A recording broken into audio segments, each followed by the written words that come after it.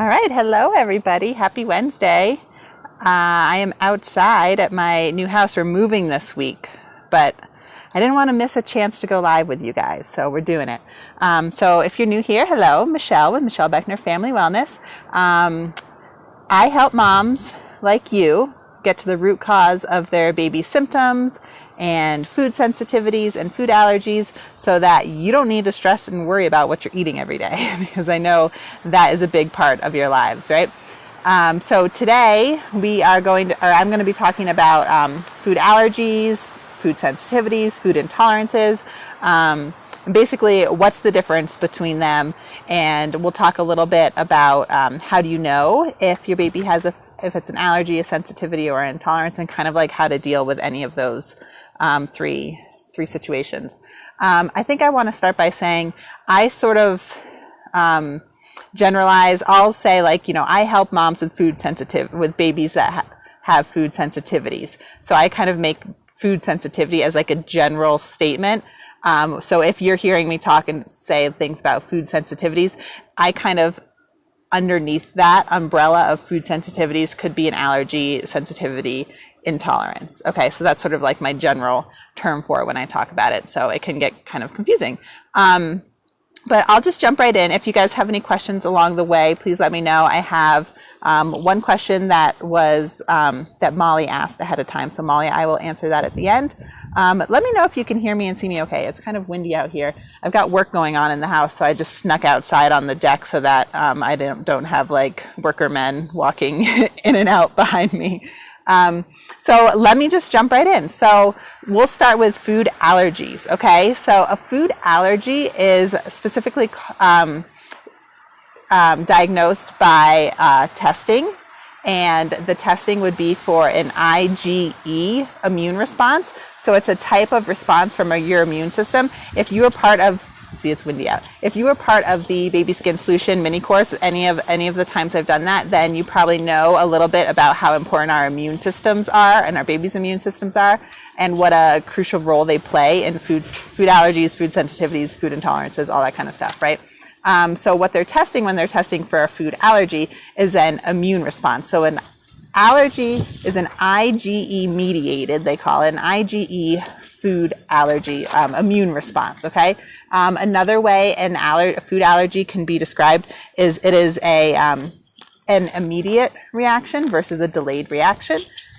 So that kind of sums up food allergies, right? You can be tested for a food allergy. They'll be testing either blood work for IgE response, and there's different levels of it, and I am not an allergist, nor am I a doctor, so I don't know all of the details of it. And then they can also do skin prick testing, which I believe wouldn't necessarily say if it's an IgE response or not, but it would tell you if it's an immediate response because it would show up on their skin immediately, right? So you would go to an allergist and they can do testing and tell you if your baby actually has an allergy or not. Allergy testing below 6 months especially is not generally done. A lot of doctors won't even recommend it below 2 years. And there's a few different reasons. One, it's just kind of a lot, whether you're doing blood work on your little one or a skin prick test. It's kind of a big ordeal to put you guys through. And then on top of that, it's not super accurate below 2 years, and things change quite a bit. I mean, things change in our lives, as we get older all the time anyway, but especially under that 2 year mark, because your gut is really developing up until about 2 years. And then at about 2 years old, it's pretty much the same sort of gut microbiome that an adult has, but things can change a lot, and it's a big ordeal to get, whatever kind of testing done. So a lot of doctors won't even really want you to do it until at least 2 years, depending on like what the symptoms are and things like that. Obviously, if your baby has like a severe life-threatening reaction, we want to get those figured out so you can get an EpiPen and can be safe and all that kind of stuff, right? But if you just have like a weird bug just came and landed right next to me.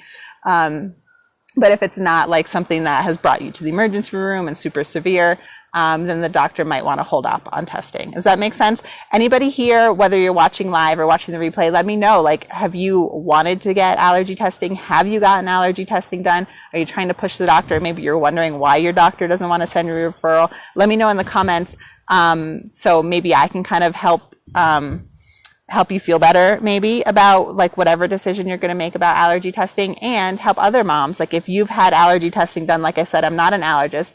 I've never personally done allergy testing with any of my kids, so I'm certainly not an expert on it. So if anybody here has been through it with their little ones, put it in the comments so you can help some other moms out who are maybe thinking about it. So that's food allergies. They are an immediate response, and they involve the immune system, okay? Kind of like the next step after that are food sensitivities. And that would be defined as a delayed response. So it could be pretty much all the same symptoms as an allergy, other than like the life-threatening type stuff, you know, like swelling of the throat or swelling of the face or like not being able to breathe and that kind of thing. But otherwise, it can have pretty much the same type of reaction, but it's a more of a delayed reaction. And there could be more like GI type reactions involved than like an allergy. You might not see that as much, other than, you know, in a baby, you probably would see mucousy or bloody poop, right? So a food sensitivity is kind of like the next step. The reactions in general are pretty much the same, minus those severe reactions. It's still an immune response, but this is an IgG-mediated immune response to the food, okay? So an allergy is an immediate reaction, IgE immune response. Sensitivity is a delayed reaction, IgG immune response, okay? Is that making sense? So there are ways you can test for food sensitivities. They have at-home tests for food sensitivities even. I personally am not a huge fan of them, and I'm so thankful to see. I feel like now I'm seeing a lot of healthcare professionals, integrative doctors, clinical nutritionists, everybody kind of saying the same thing, that food sensitivity testing is not necessarily the best way to go, and certainly not the first thing that you'd want to do if you're noticing that you or baby are having possible food reactions.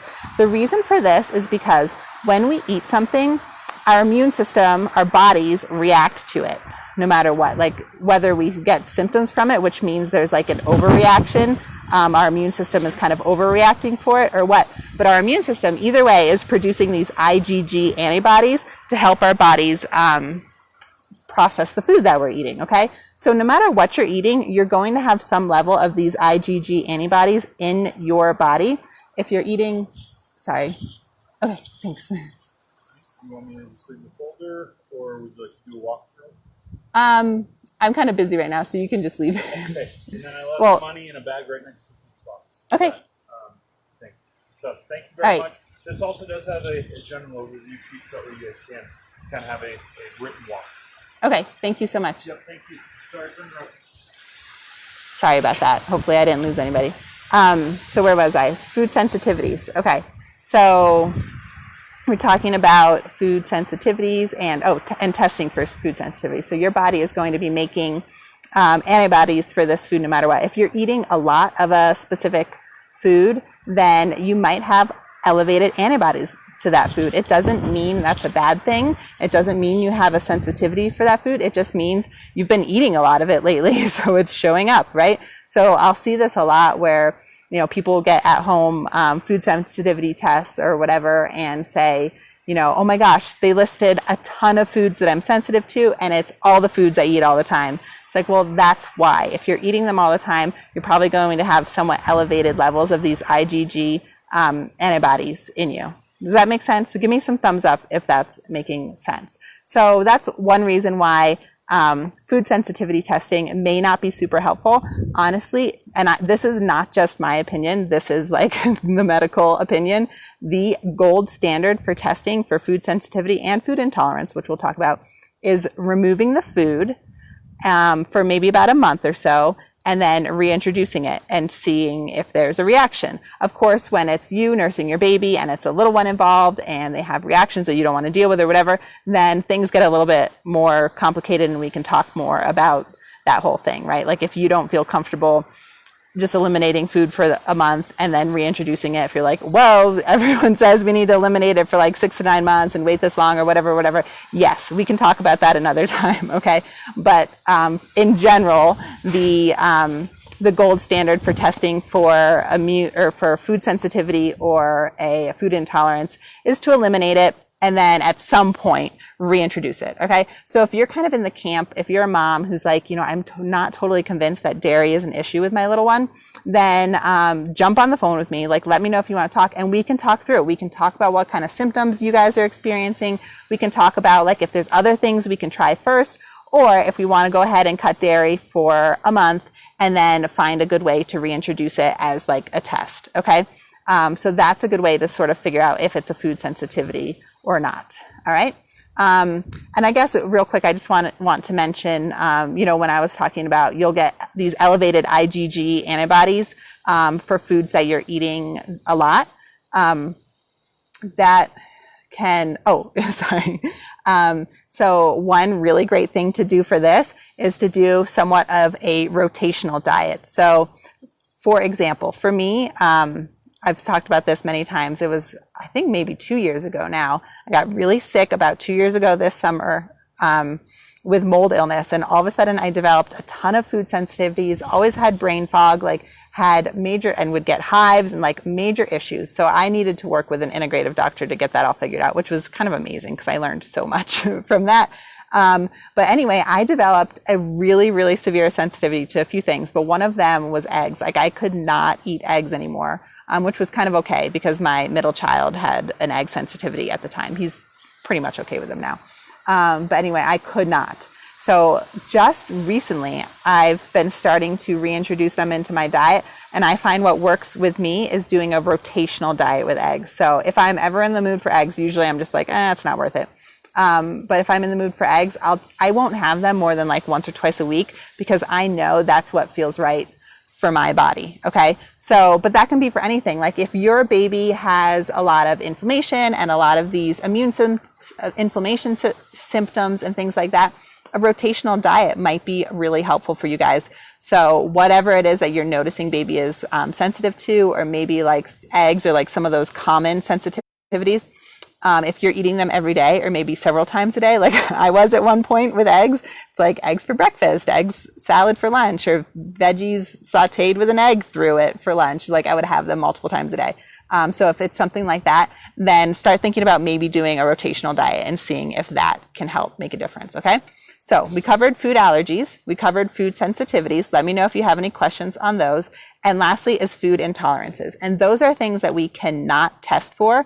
Again, they are sort of similar type symptoms, but they're like sensitivities in the fact that they are delayed response. Usually an intolerance will be seen as like a GI upset type thing, but it's not necessarily the case. Okay. They can still be kind of like skin issues and things like that. So food intolerances, again, the gold standard to get those figured out is to remove it from your diet and reintroduce and see how you or baby does with that.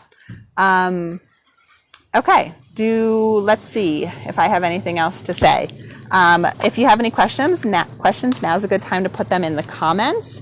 I had a question from Molly. She was saying that her 1-month-old daughter has a bunch of symptoms like a lot of crying, projectile vomiting, discomfort, trouble nursing, discomfort after nursing, and then blotchy cheeks, which, Molly, one thing I want to point you towards, because whenever I see red cheeks in babies, I always think histamines. So I will tag you, Molly, in a video about histamines, and if anybody is curious about histamines or has babies with red cheeks after eating, let me know, and I can tag you in that video, and you can learn a little bit more about histamines. So those are her baby symptoms. Her doctor said, I don't think it's an allergy. It's probably more like a sensitivity or intolerance. Cut out dairy for the most part, but you don't need to cut it all out. That was her doctor's opinion. And so Molly was like, should I get a second opinion? Is this okay to do? And my answer to you, Molly, or anybody who's kind of in this similar boat is, number one, do what feels right. So you can get as many opinions as you want from doctors, from other moms, from nutritional experts like myself. You can get all kinds of opinions, but if it doesn't feel like what's right for you and your baby, then it's not what's right for you and your baby. So if you want to try just cutting major dairy and seeing if that helps, then that's fine. Try it out, right? If you're like, no, you know what, I just want to cut it all. I want to make sure I'm really healing baby, really working on their gut health, just like eliminate it so that they can heal and then reintroduce in a couple months or whatever, then that's okay too, right? So it's kind of doing whatever feels right for you, and remembering that whatever choice you make, you're not stuck with it. So if you decide you're like, okay, I'll listen to my doctor, I'll cut dairy, like major sources of dairy, but keep eating, you know, like not worrying too much about like little hidden sources or baked in or whatever, that doesn't mean you can't like change it. Maybe you do that for 2 weeks and you don't notice a difference or things are getting worse, then go ahead and cut it all out, right? If your baby isn't having life-threatening reactions, you're going to be, I mean, no matter what, you're going to be okay, right? But you have like a little bit more leeway to do what I really like to do, which is just really getting in touch with your mother's intuition and figuring out what is right for you and your baby. And this is one really great thing about going on these elimination diets is it really, really helps you pay attention to your intuition and notice not only how foods make you feel, but how foods affect your baby, so that later in life when your baby's older and a toddler and older, you can talk to them about food and intuitive eating and just, you know, eating things that make them feel good. And it is such an amazing, empowering way to learn to eat. And that is what I really like to work with moms on. So unless, like I said, unless you have those really life-threatening, kind of scary allergic reactions, then we can do this more like intuitive approach to what to eat. So I hope that makes sense.